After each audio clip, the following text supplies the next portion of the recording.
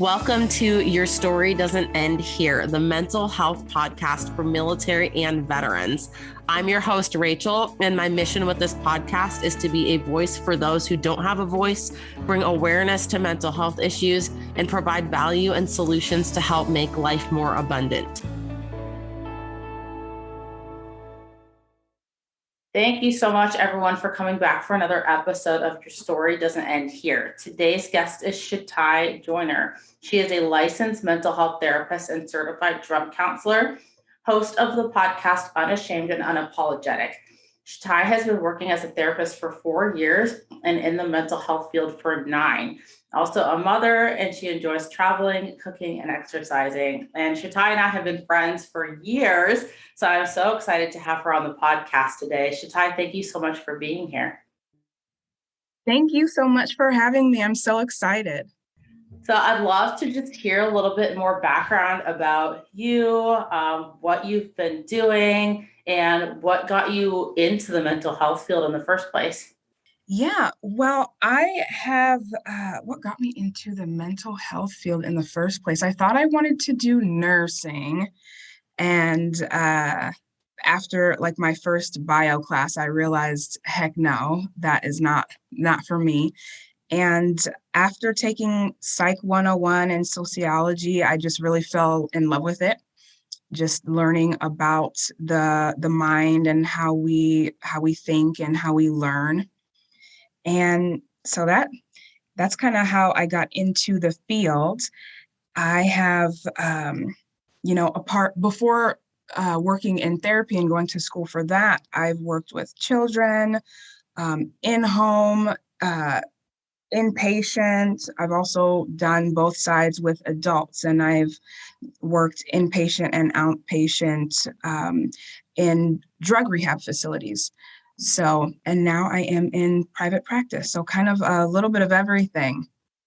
Yeah, I have really enjoyed the work that I do and just the different people that I get to meet and talk to. And that's one of the things I just love the most, is getting to hear the stories and help individuals kind of navigate their own lives and their own thoughts and feelings, and just kind of being side by side with them on that ride. So never a dull moment. I love that. And so what approach do you take to therapy? Because I've learned in the past couple of years that there's different types of therapy. And I never knew this until I started kind of digging into that rabbit hole myself. But I learned that there's like a somatic kind of therapy, and there's like I don't really know all the terminology, but like there's a therapy where therapists will have the clients go back and like almost experience it. And then there's like the talk therapy, but what kind do you implement with your clients? Yeah, so yeah, there are tons of different like modalities and different ways to do therapy. I am really what's called person-centered, so like just really conversational. Let me get to know you outside of all of these theories and uh, uh, whatever. But also I do a lot of cognitive behavioral therapy, which takes a look at our thoughts and our emotions and how they impact our behavior and like what we do, how we react to things. I also do EMDR therapy, which is one of those kind of similar to like what you were saying, kind of takes you back into your memories, kind of, but it uses different ways of like bilateral stimulation and like tapping movements and eye movements to reprocess traumatic memories or just different thought patterns that we have, different core beliefs. And I love EMDR therapy personally. That's my favorite. Yeah, I've heard really good things about EMDR. And I've even heard before that just like in a moment of like, say, anxiety, that just moving your eyes from like left to right or something can be really helpful. Just things I've read on the internet. But I think it's really interesting how you can really connect the mind and the body like that. And so for anyone listening, I really wanted to kind of lay some background about Shatai and what she does, because I want to do an open discussion about a lot of the issues of military mental health with someone who is a licensed therapist in that field. And so Shatai doesn't have an affiliation with the military. She doesn't work with the military, but for the military. I don't know if you've ever done any work with military or veterans, but I'm really excited to kind of get into this discussion and hear kind of your thoughts around everything that's going on, and maybe approaches that you would take, and then maybe even end up at the end of the episode talking about some tips or tricks or advice that you give people that are going through these things. And so the first thing that I really wanted to get into today is one of the main events that's happening around the Navy right now. And it's, I say main event because it's in the news, but the sad reality of it is that this is things that happen almost on a daily basis in the military. And so for anyone that follows the news, recently on the George W. Bush aircraft carrier, there were 3 suicides in a week. And it's really tragic. And it says a lot about the conditions that sailors and military members are working in.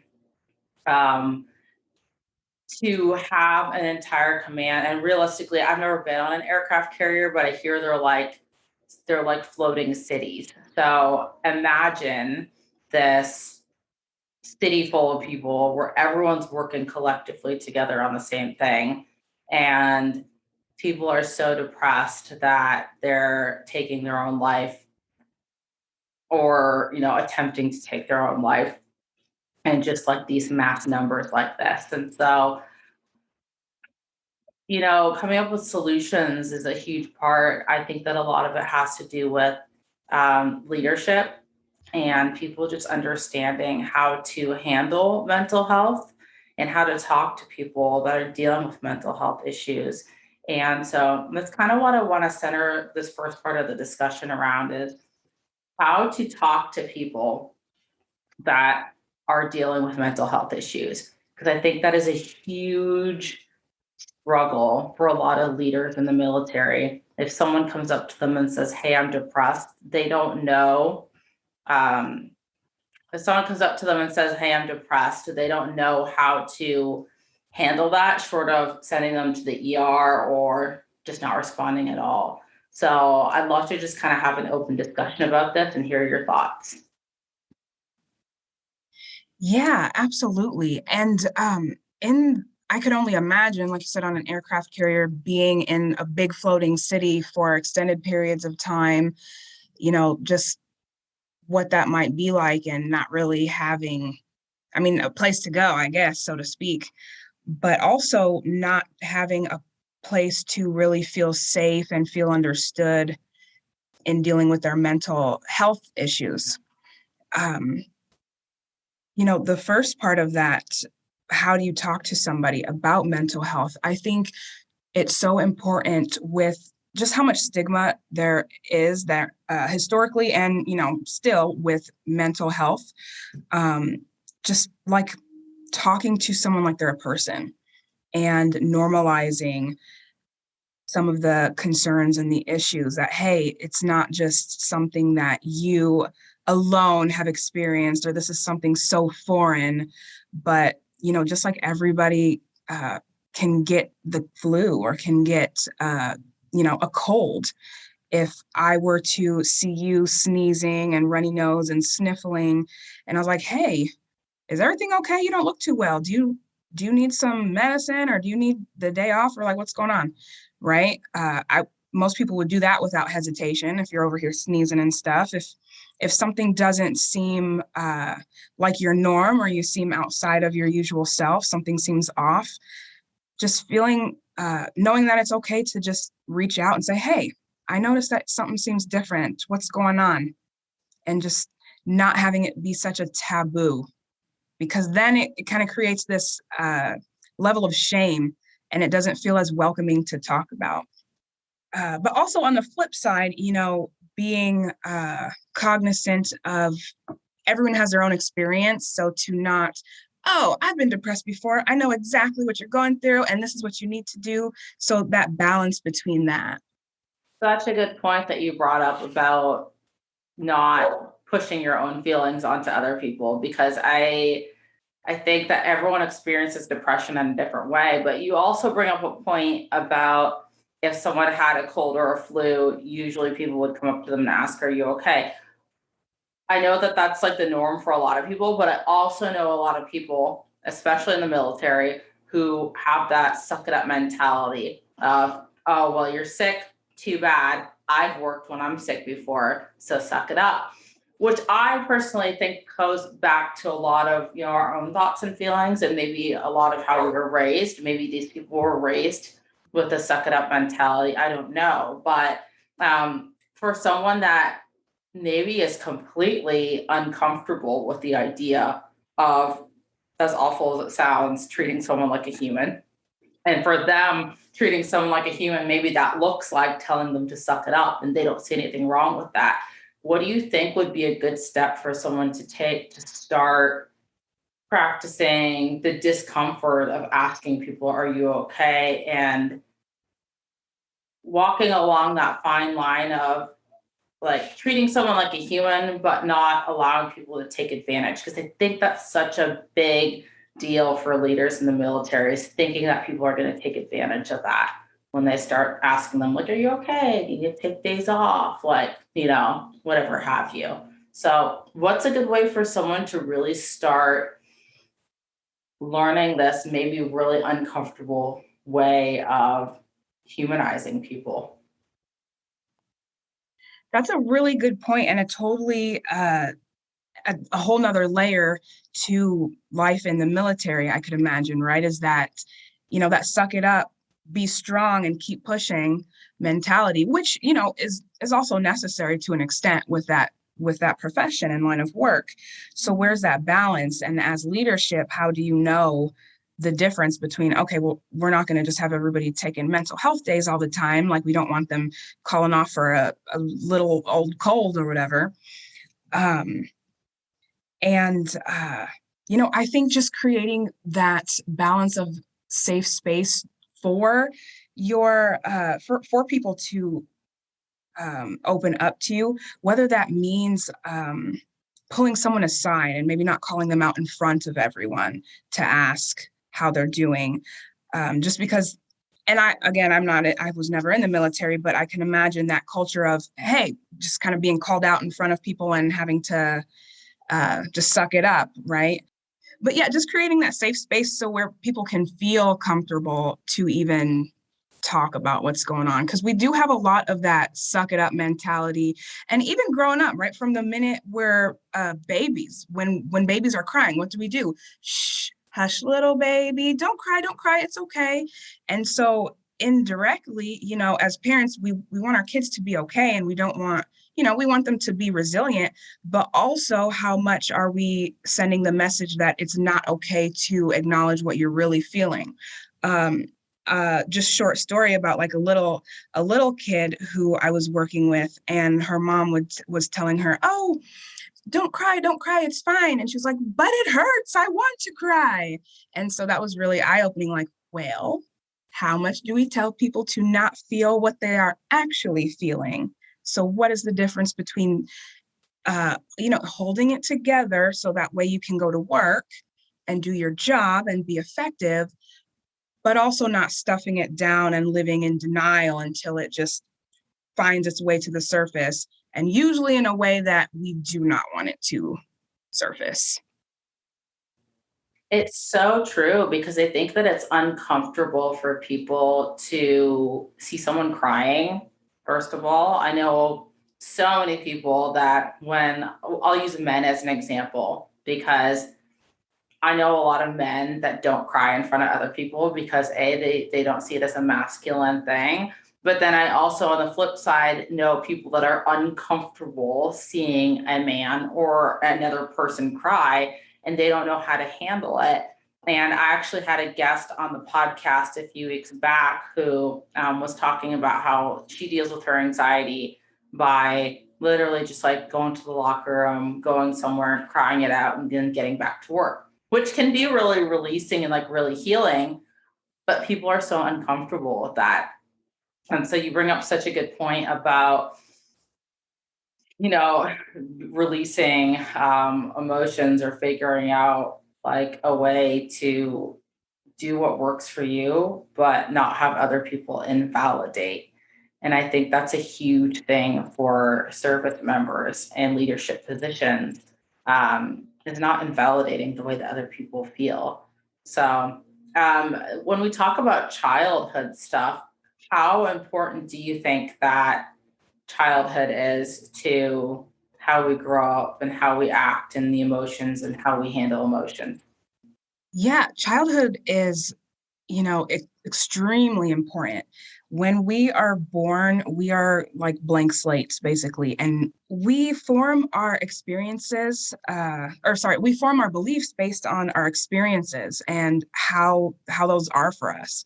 And so we kind of learn what to think and feel about the world and about different things based on that. And a lot of that is formed in childhood, with our earliest experiences. And so I would say childhood is almost one of the most important periods of time. We're developing so many things in our brains. So I know that a lot of people learn, at least for me, when I was, I think, 27 years old or so, is when I really started like making these major connections between my childhood and the way that I am today. And trying to like almost articulate that was very uncomfortable because I didn't fully understand everything myself. Do you think that therapy is the best way for someone to work through that? Or do you think that there are other tools that someone can maybe use to educate themselves, so that they're not hit all at once with like childhood trauma in their like late 20s, if that makes sense? Yeah, absolutely. So I think that depending on what the goal is or what it is you are wanting to work through or learn about yourself, um, if it is something, because there's self-help books, there are different workbooks, different podcasts you can listen to, and you can learn a lot about yourself. When it comes to trauma, I would always recommend the help of a professional that who can just help you understand, navigate, and guide you through that process because it can get pretty heavy. And uh, if you don't really understand or, we place our own meaning on things and that can be misconstrued at times where we, tend to carry a lot of shame maybe for something that has happened to us.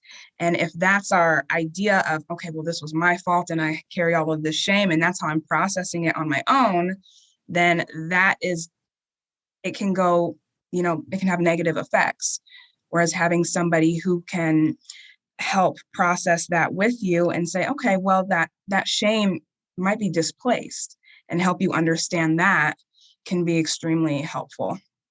So, I want to talk a little bit about the types of people that see a therapist, because I think that as we, as a society, start to talk more about anyone seeing a therapist or people that just have trauma seeing a therapist, I think it's important to talk about who should or maybe can see a therapist. Do you have clientele that you work with that maybe don't have specific trauma? They just want someone to talk to.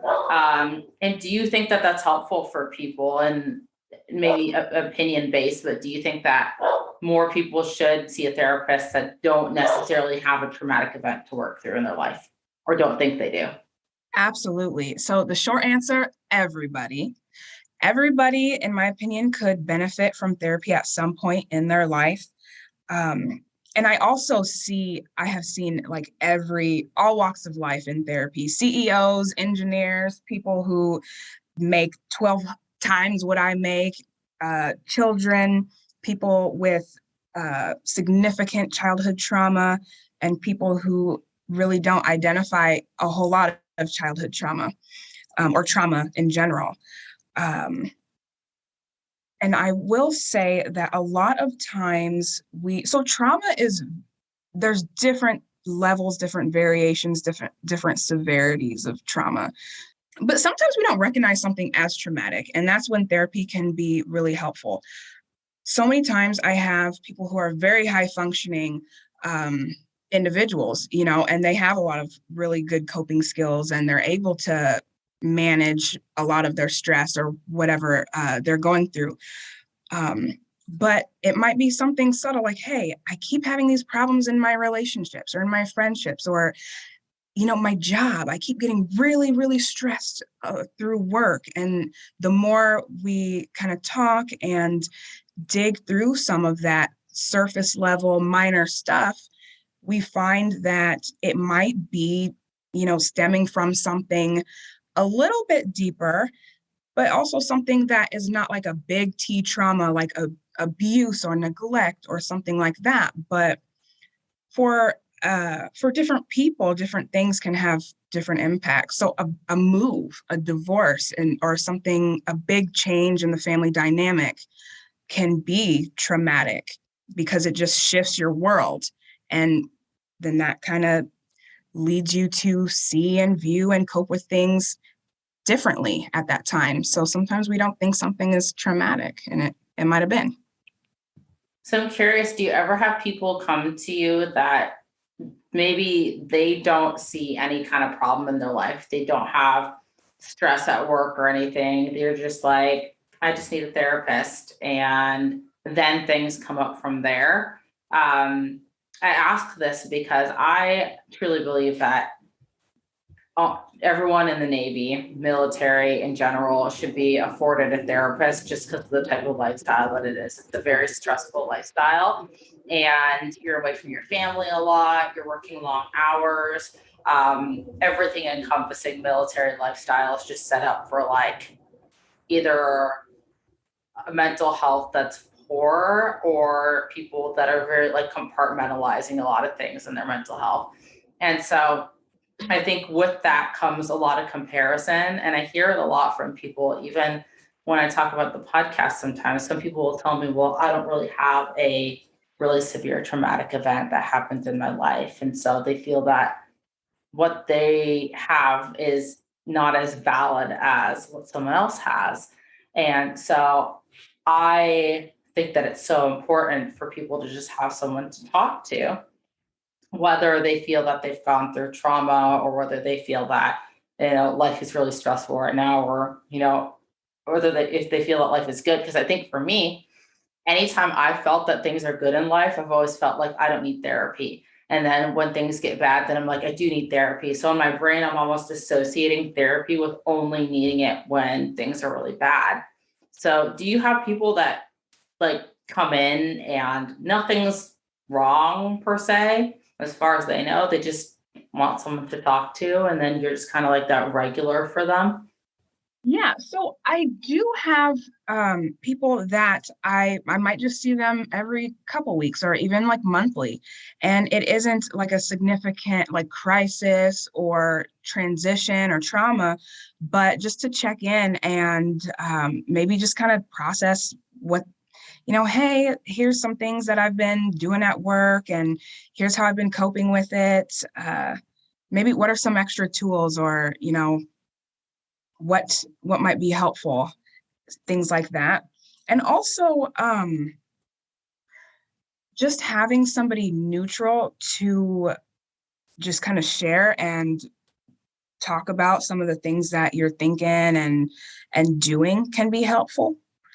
But most people do enter into therapy because, well, one, because of the stigma. I don't need therapy until it's that bad. It's not bad enough to need therapy. So usually by the time they come for therapy, it is bad enough for them, whatever that means for the person.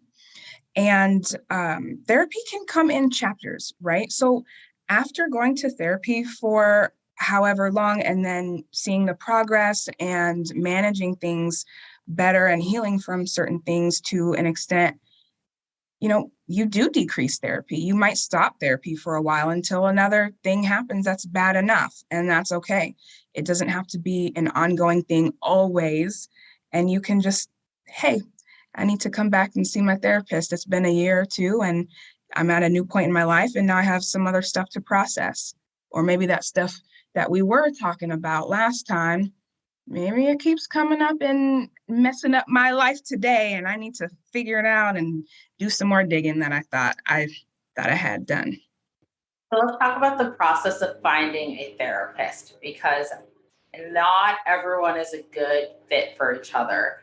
And I think for some people, it can almost be overwhelming or feel awkward, like turning down a therapist and saying, hey, we're not a good fit for each other. What do you recommend for someone who's looking for the best fit for them as a therapist? Great question and great points.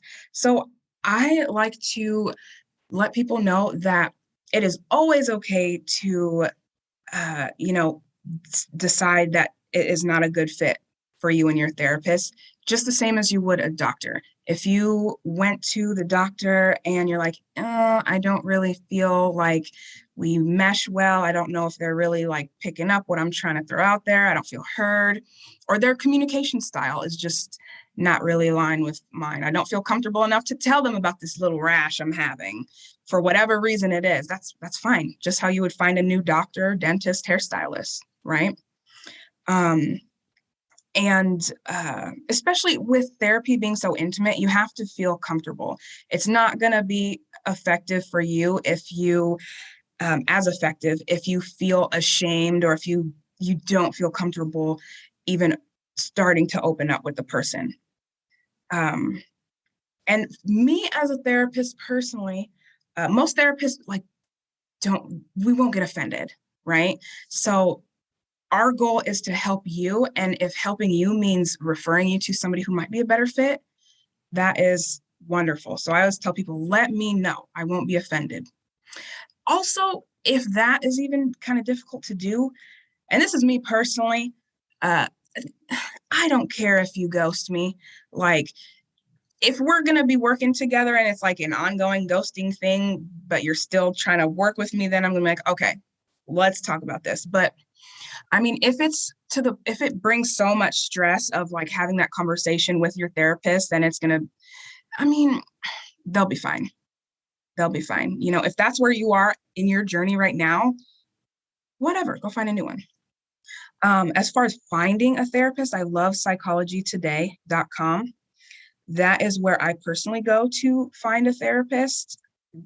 They have their bios, they have their information on there, and they have their picture. So you can literally look and see, okay, well, do I want like an older therapist? Do I want a younger? Do I want a male, female? What do they specialize in? And you can filter. There's so many filters. You just check the box and down to what insurance they accept, all of that. I love Psychology Today. I think that's so important to bring up the point that you said with looking at the picture of the therapist because for anyone listening, like it's not a bad thing to say, hey, I'm Black and I want a Black therapist, or hey, I'm in the LGBTQ community and I want someone as a therapist that can relate to me in that aspect, or maybe you want an older therapist or a younger therapist. I think that there are people out there that probably feel bad picking and choosing and being really nitpicky. And I know in the military, a lot of people feel that they're invalidated and that their voices aren't heard. Um, you say that most therapists don't care, but I kid you not, like there are stories on the podcast of therapists in the military who will sit down with someone and they'll be like, so why don't you want to see me? And I'm like, how awkward, right? Like, how awkward. No one wants to have that conversation with their therapist. It's like, well, we're not a good fit and I shouldn't have to explain myself. It is what it is. But um, I love that you shared those resources because for anyone listening that is active duty, you don't have to go through the military for therapy. You can use outside resources. It might be a little bit of a fight sometimes. I know it was for me, but you can see other people, and there are other therapists that accept the TRICARE insurance. Or I know some people that use the apps. There's some really good apps out there, which is nice because if you're deploying or you're overseas, the app goes with you, whereas a physical person can't always go with you. No, I know a lot of therapists are doing Zoom these days, but yeah. I saw a reaction on your face when I told you about what therapists are saying to people that don't want to see them. So, do you have thoughts on that? Yes, that's so awful. That's awful. And also to backtrack, yes, I mean, there are good therapists and there are, not good therapists, just like any profession. Can't say everybody is great. Um, but yeah, I don't know. I couldn't imagine saying that to somebody like, why don't you want to see me? So especially just with that trauma history and background, like you don't know what somebody's triggers are. Like that kind of confrontation and like demanding to know like why are you rejecting me or making somebody feel any way, like I would never want to do that. I want to remain neutral, and it is totally all about your comfortability and feeling safe. Yeah, absolutely. I completely agree. And I think that something like that can literally deter someone from seeking help for a really long time, having one bad experience. And so um, it's unfortunate that that happens and understandable that that could happen anywhere inside or outside the military. But I think that the nice thing about really searching for your own therapist, especially using online resources, is there's reviews.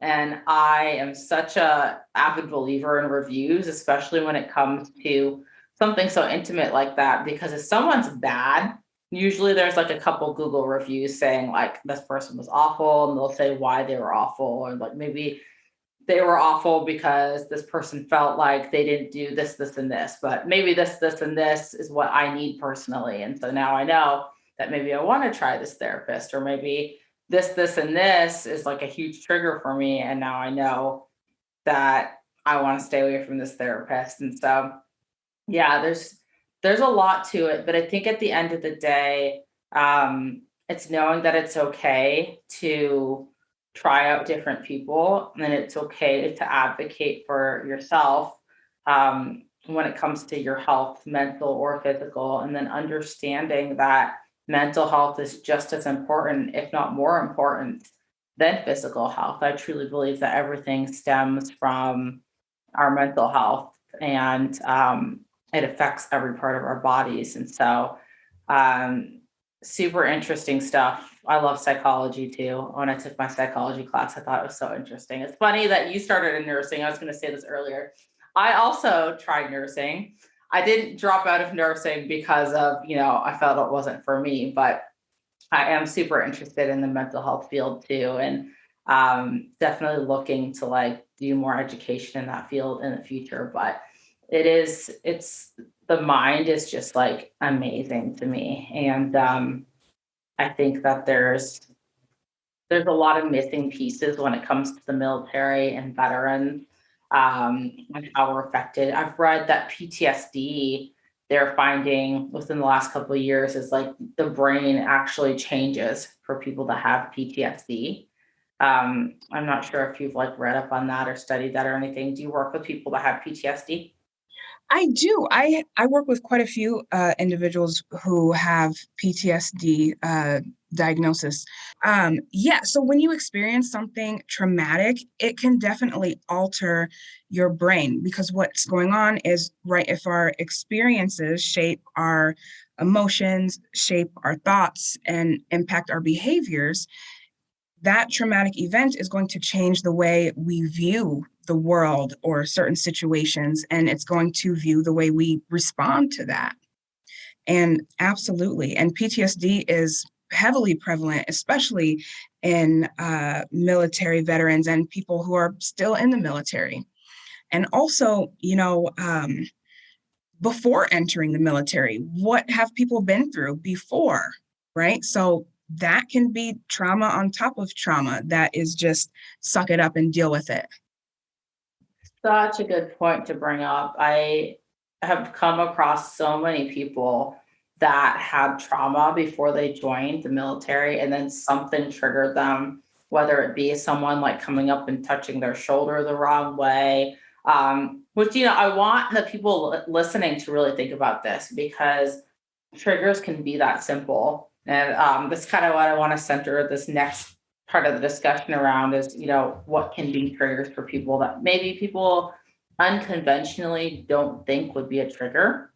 So I'd love to hear kind of your opinion on this, but I've met people who a shoulder touch the wrong way or coming up behind someone and scaring them and not like giving them a heads up of like who you are can be a trigger, or yelling, males yelling at females, that can be a trigger. Really just thinking about like putting yourself in someone else's shoes. But I also think that awareness is key to this too. And that's why I want to talk about this, because I think that some people maybe just aren't aware of what can be triggering for someone else and can bring up something that maybe that person didn't even know was a trigger and could really just ruin the entire dynamic of that day, or maybe that relationship between a subordinate and a superior. So yeah, I'd love to just hear your thoughts on this topic. Yeah, so triggers can literally be anything, and they can be um so unique to each person. So the things like absolutely like a loud noise or a voice or unexpected touch or being scared, those are definitely triggers and more of the obvious triggers, right? And like fireworks, right, can be very triggering to people who have experienced gunfire and bombings and loud noises and things like that. But also, there's so many triggers that we would not even realize and couldn't even realize what someone's triggers are. The way that the brain just kind of stores memories and associations is not only sounds and sights, but it's all of the senses. So smell, the atmosphere and the air on your skin, the taste of something in your mouth, the tone, and even sensations in your body, right? So sometimes we have these symptoms or these reactions that seem completely unrelated. For instance, like that, like a stomach ache or butterflies in your stomach or your chest or something like that. That could be, um, you could be going about your day and you're like, well, why am I nauseous every time I go speak with this certain officer? I just feel so ill and I start getting queasy and nauseous, and I don't know why. What's going on? And looking back, maybe there's something about that person. It might be the same cologne as like an abuser, and you have no clue. It might be the smell of their office, or it might be the color of um, their purse that is associated with the trauma. It could literally be anything. And so that's where therapy can be helpful in identifying that, because so many times something can look physical or somatic, and they go to doctor after doctor and there's nothing wrong with them and everything is fine and they're having all of these reactions. Or it can be something like, every time I go to this spot or every time I'm around this person, something just doesn't feel right. Whenever I go to Target, I have a panic attack, and so it's really sometimes it's not obvious what our triggers are until we really start digging and exploring. And on the flip side, it can be hard for other people because we couldn't possibly know what someone's trigger is. And if we don't know, I mean, we're really not responsible and we can't hold that responsibility. And we cannot expect other people to be responsible for our triggers and not triggering us. We can communicate, hey, the triggers I'm aware of, this is, hey, loud noises, fireworks, touching me without asking, don't do that, please. It triggers me. Or even if you don't want to be, using trigger or cliche words, whatever, it's not cool. It makes me feel really uncomfortable. Don't do that. But if it's something that they don't know, we can't put that responsibility on other people either. So it's all things that can be helpful in exploring with a therapist. Yeah, for sure. And I think that also goes back to that humanistic aspect of, if someone tells you, hey, please don't do that. I know people that have pushed back before and been like, well, why? Like, I don't understand why this is a big deal, and make it super uncomfortable. And so, I think it does go both ways of communicating, like, hey, please don't do that. And realistically, like, you shouldn't have to explain to someone why something's a trigger. You shouldn't have to use the word trigger. All you have to do, like, your only responsibility is to just to communicate, hey, please don't do that. And for the person being communicated to, like, to not take offense to it and to not ask why or not ask for the explanation. And then number one, to not continue to do it when someone tells you to not do it. Um, the Navy, when I was in, was similar to high school, and everyone equates it to a giant high school. And so if you can remember back to, like, the people in high school that you'd be like, hey, don't do that. And they'd be like, I'm going to do it anyway. And they just keep doing it and keep doing it. Right. Can you not snap my bra, please? Thank you. Exactly. But it's like these are grown adults, but then also remembering that a lot of the people in the military join straight out of high school. And so they don't maybe have the same real world experiences as the person, like for me, for example, that joined a few years after. I was like 22 years old when I was in the military, or when I joined the military. And some people join at 17. And you can usually tell the people that have like never had the real world experiences, because for them, they're just kind of like learning as they go, and sometimes learning from really good leaders and sometimes learning from really bad leaders. But the environment is so important. And if you're in a really crappy environment full of people who don't care about other people's feelings, it can be really hard for someone that has a trigger to speak up for themselves and say, hey, please don't do this, knowing that they might get shot down. So, but I think that it's important to voice whether you're in a toxic environment or not, because I think it can be empowering to speak up for yourself and to say, hey, this isn't okay. Um, so there's that empowerment aspect too that I think is super important. Do you have any thoughts on that? Yeah, definitely. And speaking up for yourself and setting those boundaries is extremely important and empowering. And boundaries are a way for us to teach others how to treat us. And that can be, we set boundaries either directly, verbally, hey, don't do that. Or, physically, right? Like if somebody swoops in for a hug and you're just like to the side, that's, without words, that's setting a boundary. I don't want to be touched. So there's different ways of doing that depending on like what the boundary is. But ultimately it's very empowering, and it's a way to keep yourself safe and, keep your peace.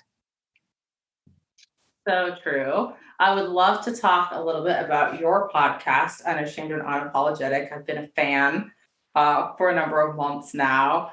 Tell us a little bit about that and why you started it and what it's about. Thank you so much. Yes. So my podcast, Unashamed and Unapologetic, I started it a few years back, really wanting to provide a space for people to talk about mental health in a very casual way to decrease the stigma. So I started with some of my friends and coworkers and just interviewing them, but not even really interviewing them, just putting a mic on the table, maybe having some cocktails or whatever, and just talking about life experiences without all of the labels. Sometimes that can get overwhelming. And I mean, I work in the mental health field, so I use all this terminology and this and that. But with my friends and with my family, I don't want to necessarily sit around and say, well, what are your triggers, or how did you cope with that? Right. In real life, it was like, dang, what happened? What did you do? How'd you get over that? Right. And so being able to just show that, hey, mental health, mental illness, I'm doing air quotes. If you notice, I don't really use that term a lot, because mental health is your well-being, your emotional well-being. It does not mean you are dysfunctional or defective or something's wrong with you or you're ill. If you are depressed or anxious, doesn't necessarily mean you are ill and sick and something's wrong. And so just showing that side of things and how normalized and how common anxiety is. Oh, you bit your nails down to your cuticles? Oh, you anxious? Hmm. Okay. Your boyfriend dumped you and you haven't gotten out of bed in a week and all you ate was ice cream? You depressed or not? Like, what's going on? Okay. And so just kind of talking real casually and lightheartedly about, heavy topics as well. Yeah, I think that it's talking is the first place that we go to really destigmatize. And so I can appreciate the real conversations that you have. And you have people on there that maybe people wouldn't see as, um, I don't know what word I'm trying to use here, but like you have people on there that maybe have done things in their life and other people would look at them as like a bad person, for lack of a better word, or someone would see them and think that, they're not worthy of a good life because of the things that they've done. And so I can appreciate that you have people from all walks of life. So definitely anyone listening, make sure you check out Shatai's podcast. What platforms are you on? Thank you. It is on any platform that you can listen to podcasts. So Apple, Spotify, it's even on Audible, anywhere you listen to podcasts. And yeah, one of the things that you mentioned is we all go through stuff. We all go through things and we all get through things. And you would be very surprised at you never know what someone's walk of life is. And in listening to people's stories, sometimes you're really surprised. It's true. And again, it's just we keep going back to this topic of humanizing people and getting to know people, and regardless of what you think, because we always come into every relationship or every interaction with kind of our own expectations based off of our prior experiences. But when you really get to know someone, and that's what I love about podcasting, is that I get to know another side of someone that maybe I would have never known had we not had this conversation. And so it's really cool to get to see that. And so with your therapy and everything that you do, is it just in office or do you also do virtual with people? I do both. I am licensed just in the state of Iowa, though. So all of my clients that I work with have to live in Iowa for now. But to also add to what you said about podcasting, I'm also really glad that you started your podcast because it's so important. Not only mental health, which, obviously I love that field, but in the military, I feel like that is even more taboo. And kudos to you. I think it's so amazing that you started this podcast and are providing a platform for people to share their stories as military personnel, because that's just an extra layer. And I don't want to get in trouble, but we could talk all the theories of mental health and military, and don't no, well, never mind. But No, you can say it. You can say it. I think that there's a fraction of the piece they don't. It benefits the military for you to probably not be completely mentally and emotionally whole. And I will just leave it as that because I don't want to disappear. I was playing. But there's different aspects, right? Like control and complete compliance, complete trust. And, who do they recruit to? High schools. You don't really see as many places recruiting to late to mid 30-year-olds. It's those young, impressionable, fresh out of high school. Who is emotionally stable for real at 18? Let's just be honest. Right. That doesn't mean that you cannot be in the military by any means or that it's not a good age. But I think there are certain aspects that they might not want you to be completely whole and healed No, for it's different true. It's reasons. true. Because from a kind of a different perspective here, the military pours a lot of money into people. And the longer you're in, the more money they pour into you. And so if you do 4 years and then you're out, okay, well, you didn't do 20. Now we don't have to pay you a pension for the rest of your life. Now we don't have to pour more money into you every year and more dollars training you every single year. And if you kind of look at the trajectory of where the military has gone, um, training, like your initial school, your A school in the Navy. I was in A school for 6 months, and I was in E2, just about to be in E3 by the time I got into the fleet out of my training. Now you're getting E1s that are just going straight from boot camp to their A school for a few weeks, few short weeks, and then straight up to the fleet. So they're shortening the trainings, they're shortening the amount of money that they're pouring into people. And, I'm sure that they're not sitting around a table and saying, oh, well, we want to make sure that they're mentally unwell so that they don't stand for 20 years. But like there is an aspect to it where if people don't do 20 years in the military, the government doesn't have to pour in as much money into them. And so I'm sure that plays a part, but money at the end of the day, it plays a huge part in everything because pouring money into good therapists to make sure that everyone has access to therapy and in a timely manner. There's a portion of the budget that would have to go towards that. But people tell me all the time, the people are the biggest asset and the money is not being poured into them like it should be. But the courts, that could be a whole other topic of discussion. But it's truly a valid point that you bring up. So don't feel like it's wrong or taboo to say that because I think you're totally right. Well, thank you. Thanks for validating me. No, but I just think overall, as people, we can be our most effective selves when we take care of our mental health, whether that's military, whether that is teaching, whether that's athletes, whether that whatever, but especially in the military, that that's a difficult job, and that's you have to be a very strong individual, and you have to have a very resilient, strong foundation. And that starts with your mental health. And especially if you want that 20-year trajectory, you got to take care of you. And you can stuff and stuff and stuff. And there are people who are professional stuffers, but I promise you, at some point in time, that stuff will explode out.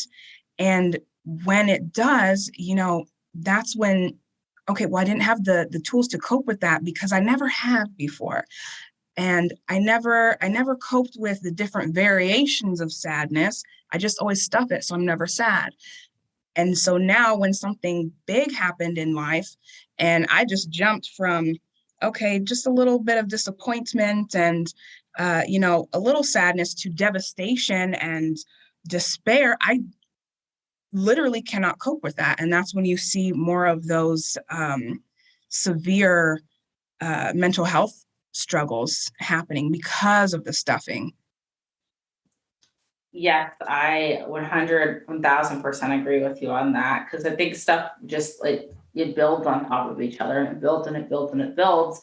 And we can hit a certain life event and maybe someone thinks it's not a big deal. Maybe someone, one morning just like yells at you for something that wasn't a big deal. And you've been stuffing for so long that you blow up and like that's it. And you're like, all right, like I'm done. And for some people, that can be literally life or death. It's that serious. But what would you say, just to kind of wrap this up, is there an exercise or some kind of physical thing that you can share with our audience that can maybe be helpful for an anxious moment or a moment, a lower moment or something that people can do? I know some people have like the tapping or the breath work. Is there any kind of just simple thing that people can implement that could maybe help reverse how they're feeling in a tough moment? Yeah, so this sounds super simple, but deep breathing slow, controlled, deep breathing, like from your diaphragm, is one of the simplest ways, and it's very effective in just calming down. If you can calm down physically, the mind can follow as well. And there are so many free things that you can get, free resources. Nowadays, there's so many apps that you can pay for, and that's great. But like before you know it, you end up with like $25 apps. So YouTube, free 99, just type in, if you have 3 minutes, 3 minute deep breathing exercise. If you have 20 minutes, you can type in whatever you want and it will come up for you. Also, tapping. I mentioned earlier that I love EMDR and I teach that to my clients. And I know this is just audio, but just simple like bilateral stimulation. So tapping on both knees, alternatively, doom, doom, doom, doom, slowly, can just help calm your mind and calm your body. Well, thank you for that. And hopefully some people start implementing these things. If you do implement it, let me know. I'd love to hear. You can get in touch with me on the podcast Instagram page, and I will make sure to link that in the bio for anyone that wants to let me know if you tried these and they work for you. And Shatai, I will make sure to link your podcast. And if you want, for me to link your stuff for people in Iowa, because I know I have a few listeners in Iowa. Maybe Yeah, not a lot, but a absolutely. few. Okay, cool. Absolutely. And even, for those who want to follow my Instagram and, outside of Iowa and not looking for therapy, but just kind of a following, feel free to just reach out. What is your Instagram for people who want to reach out or just follow you?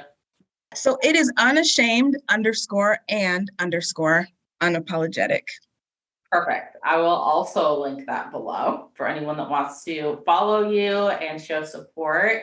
And Shatai, thank you so much for this episode. I know we've been trying to get this planned for literally months. And so I'm so excited that we were finally able to do this. If anyone has any other questions that you would ask a therapist, let me know. And I'm happy to do another episode with Shatai if you're down for that, Shatai. And yeah. Anytime you will have me. This was so much fun and this was so empowering. So thank you. And same, let me know. We need to schedule so I can get you on mine as well to drop some gems. Oh yeah. Well, I appreciate it. Thank you so much for taking the time to listen in today. Each week, I'll be bringing you value in the mental health space and its direct impact on service members and veterans. If you feel you personally got value today from this episode, it would mean the world to me if you would leave a 5-star rating and review and share this to your audience. Until next time, remember, your story matters, your mental health matters, and your story doesn't end here.